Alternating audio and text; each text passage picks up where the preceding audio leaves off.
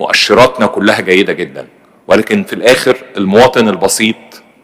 لا يعني كل هذا الكلام. وخلينا نتكلم بصراحة، هو هيبقى سعيد انه يسمع ان الدولة بتتحسن وظروفها بتتحسن وارقامها ومؤشراتها بتتحسن، لكن في الاخر هو اللي يعنيه حياته اليومية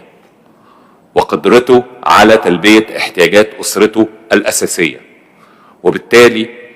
كان التوجيه لاتحادات الغرف كلها لابد انه حان الوقت ان المواطن يشعر حقيقة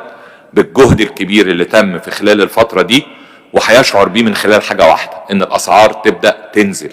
ومش تنزل لفترة زمنية وترجع تاني، لا تنزل بطريقة مستدامة. لان الحسابات اللي كانت موجودة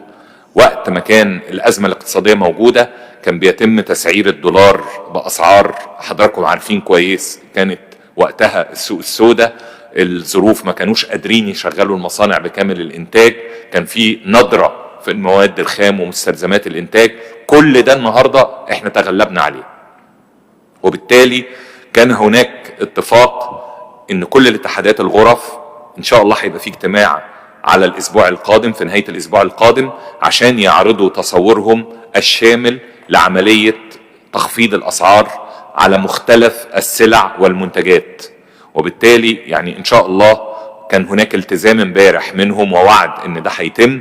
وان هنبدأ يتم عرض هذا الموضوع بتفاصيله بإذن الله في خلال الاسبوع القادم، علشان نبدأ في تنفيذه بأسرع وقت ممكن، عشان المواطن فعلا يبدأ يشعر ان هناك تحرك وتحسن في موضوع الاسعار، لان هو ده طبيعي. واحنا عارفين كويس جدا الشكوى الحقيقية للمواطن المصري النهاردة. احنا يعني